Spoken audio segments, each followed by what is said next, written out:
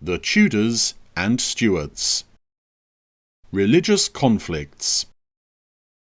After his victory in the Wars of the Roses, Henry VII wanted to make sure that England remained peaceful and that his position as king was secure. He deliberately strengthened the central administration of England and reduced the power of the nobles. He was thrifty and built up the monarchy's financial reserves. When he died, his son Henry VIII continued the policy of centralizing power. Henry VIII was most famous for breaking away from the Church of Rome and marrying 6 times. The 6 wives of Henry VIII. Catherine of Aragon. Catherine was a Spanish princess. She and Henry had a number of children, but only one, Mary, survived. When Catherine was too old to give him another child, Henry decided to divorce her, hoping that another wife would give him a son to be his heir. Anne Boleyn. Anne Boleyn was English. She and Henry had one daughter, Elizabeth. Anne was unpopular in the country and was accused of taking lovers. She was executed at the Tower of London. Jane Seymour. Henry married Jane Seymour after Anne Boleyn's execution. She gave Henry the son he wanted, Edward, but she died shortly after his birth. Anne of Cleves. Anne was a German princess. Henry married her for political reasons, but divorced her soon after. Catherine Howard. Catherine Howard was a cousin of Anne Boleyn. She was also accused of taking lovers and executed. Catherine Parr. Catherine Parr was a widow who married Henry later in his life. She survived him and married again, but died soon after. To divorce his first wife, Henry needed the approval of the Pope. When the Pope refused, Henry established the Church of England. In this new church, the king, not the Pope, would have the power to appoint bishops and order how people should worship. At the same time, the Reformation was happening across Europe. This was a movement against the authority of the Pope and the ideas and practices of the Roman Catholic Church. The Protestants formed their own churches. They read the Bible in their own languages instead of Latin. They did not pray to saints or at shrines, and they believed that a person's own relationship with God was more important than submitting to the authority of the Church. Protestant ideas gradually gained strength in England, Wales, and Scotland during the 16th century. In Ireland, however, attempts by the English to impose Protestantism, alongside efforts to introduce the English system of laws about the inheritance of land, led to rebellion from the Irish chieftains, and much brutal fighting followed. During the reign of Henry VIII, Wales became formally united with England by the Act for the Government of Wales. The Welsh sent representatives to the House of Commons, and the Welsh legal system was reformed. Henry VIII was succeeded by his son Edward VI, who was strongly Protestant. During his reign, the Book of Common Prayer was written to be used in the Church of England. A version of this book is still used in some churches today. Edward died at the age of 15 after ruling for just over 6 years, and his half-sister Mary became queen. Mary was a devout Catholic and persecuted Protestants. For this reason, she became known as Bloody Mary. Mary also died after a short reign, and the next monarch was her half-sister Elizabeth, the daughter of Henry VIII and Anne Boleyn. Queen Elizabeth I. Elizabeth I was the younger daughter of Henry VIII. Queen Elizabeth I was a Protestant. She re-established the Church of England as the official Church of England. Everyone had to attend their local church, and there were laws about the type of religious services and the prayers which could be said. But Elizabeth did not ask about people's real beliefs. She succeeded in finding a balance between the views of the Catholics and the more extreme Protestants. In this way, she avoided any serious religious conflict within England. Elizabeth became one of the most popular monarchs in English history, particularly after 1588, when the English defeated the Spanish Armada, a large fleet of ships which had been sent by Spain to conquer England and restore Catholicism. The Reformation in Scotland, and Mary, Queen of Scots. Scotland had also been strongly influenced by Protestant ideas. In 1560, the predominantly Protestant Scottish Parliament abolished the authority of the Pope in Scotland, and Roman Catholic religious services became illegal. A Protestant Church of Scotland with an elected leadership was established, but, unlike in England, this was not a state church. The Queen of Scotland, Mary Stuart, often now called Mary, Queen of Scots, was a Catholic. She was only a week old when her father died and she became queen. Much of her childhood was spent in France. When she returned to Scotland, she was the centre of a power struggle between different groups. When her husband was murdered, Mary was suspected of involvement and fled to England. She gave her throne to her Protestant son, James VI of Scotland. Mary was Elizabeth I's cousin, and hoped that Elizabeth might help her, but Elizabeth suspected Mary of wanting to take over the English throne and kept her prisoner for 20 years. Mary was eventually executed, accused of plotting against Elizabeth I. Exploration, poetry, and drama. The Elizabethan period in England was a time of growing patriotism, a feeling of pride in being English. English explorers sought new trade routes and tried to expand British trade into the Spanish colonies in the Americas. Sir Francis Drake, one of the commanders in the defeat of the Spanish Armada, was one of the founders of England's naval tradition. His ship, the Golden Hind, was one of the first to sail right around, circumnavigate the world. In Elizabeth I's time, English settlers first began to colonize the eastern coast of America. This colonization, particularly by people who disagreed with the religious views of the next two kings, greatly increased in the next century. The Elizabethan period is also remembered for the richness of its poetry and drama, especially the plays and poems of William Shakespeare. William Shakespeare, 1564 to 1616. Shakespeare was born in Stratford-upon-Avon, England. He was a playwright and actor, and wrote many poems and plays. His most famous plays include A Midsummer Night's Dream, Hamlet, Macbeth, and Romeo and Juliet. He also dramatized significant events from the past, but he did not focus solely on kings and queens. He was one of the first to portray ordinary Englishmen and women. Shakespeare had a great influence on the English language and invented many words that are still common today. Lines from his plays and poems which are often still quoted include Once more unto the breach, Henry V, To be or not to be, Hamlet, A rose by any other name, Romeo and Juliet, All the world's a stage, As you like it, The darling buds of May, Sonnet 18, Shall I compare thee to a summer's day? Many people regard Shakespeare as the greatest playwright of all time. His plays and poems are still performed and studied in Britain and other countries today. The Globe Theatre in London is a modern copy of the theatres in which his plays were first performed. James VI and First. Elizabeth I never married, and so had no children of her own to inherit her throne. When she died in 1603, her heir was James VI of Scotland.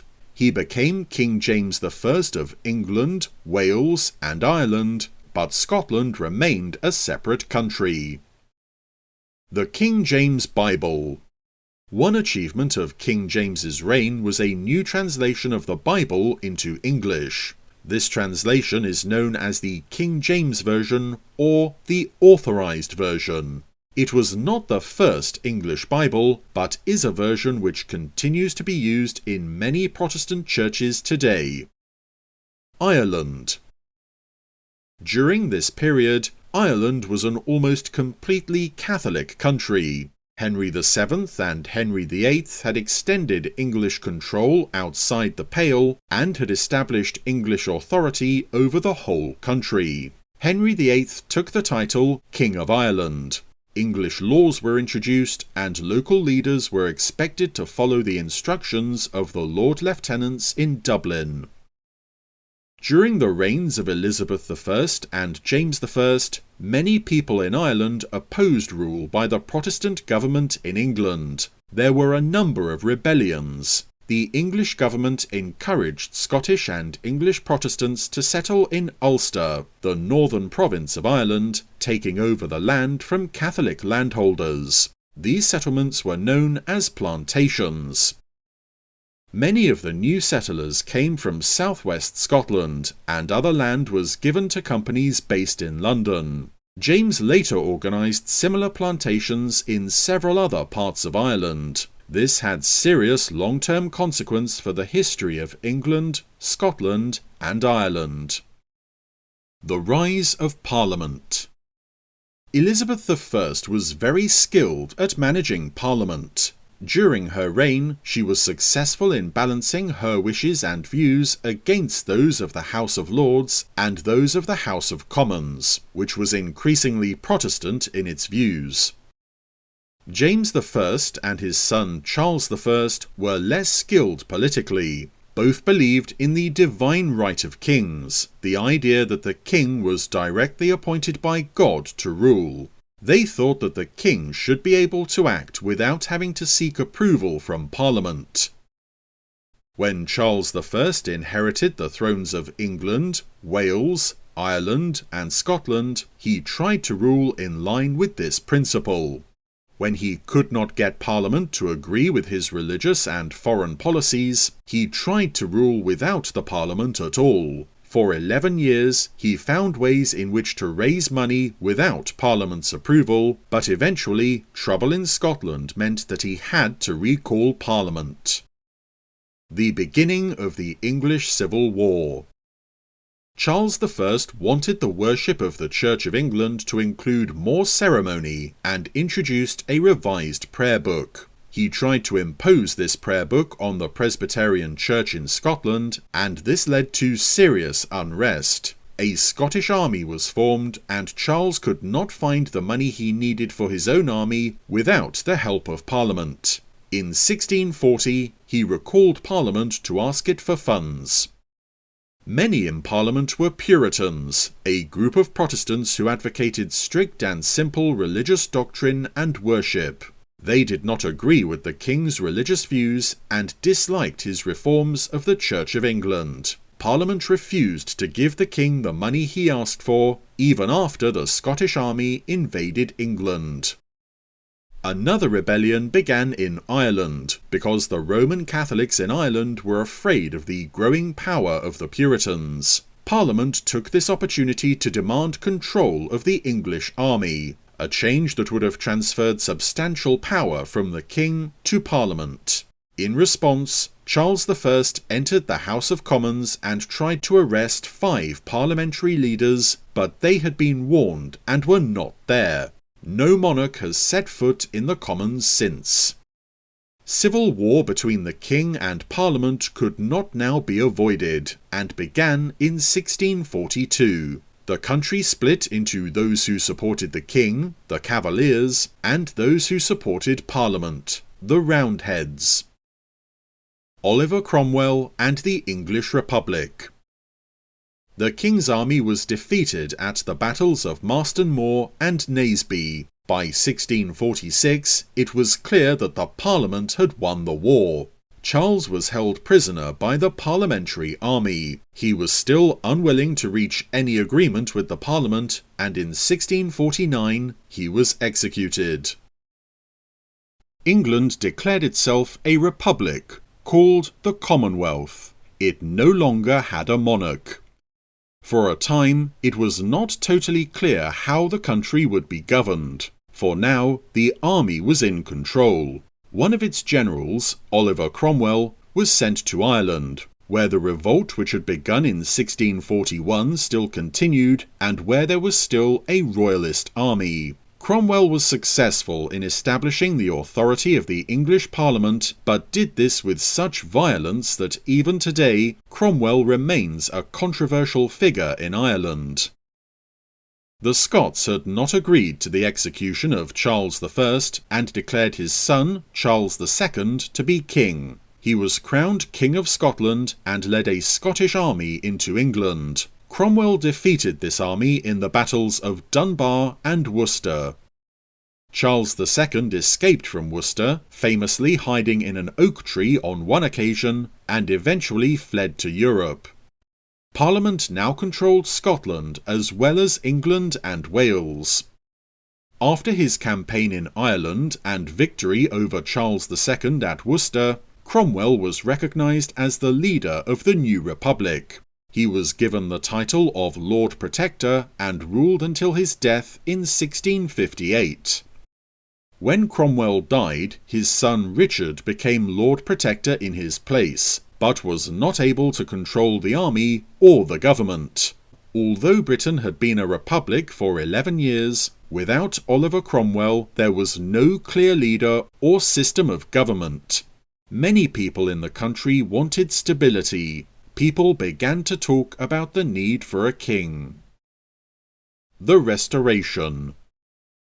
In May 1660, Parliament invited Charles II to come back from exile in the Netherlands. He was crowned King Charles II of England, Wales, Scotland, and Ireland.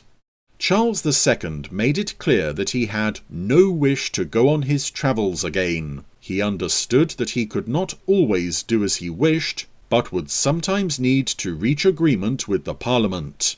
Generally, Parliament supported his policies. The Church of England again became the established official church. Both Roman Catholics and Puritans were kept out of power. During Charles II's reign, in 1665, there was a major outbreak of plague in London. Thousands of people died, especially in poorer areas. The following year, a great fire destroyed much of the city, including many churches and St. Paul's Cathedral. London was rebuilt with a new St. Paul's, which was designed by a famous architect, Sir Christopher Wren. Samuel Pepys wrote about these events in a diary which was later published and is still read today. The Habeas Corpus Act became law in 1679. This was a very important piece of legislation which remains relevant today. Habeas corpus is Latin for "you must present the person in court." The act guaranteed that no one could be held prisoner unlawfully. Every prisoner has the right to a court hearing.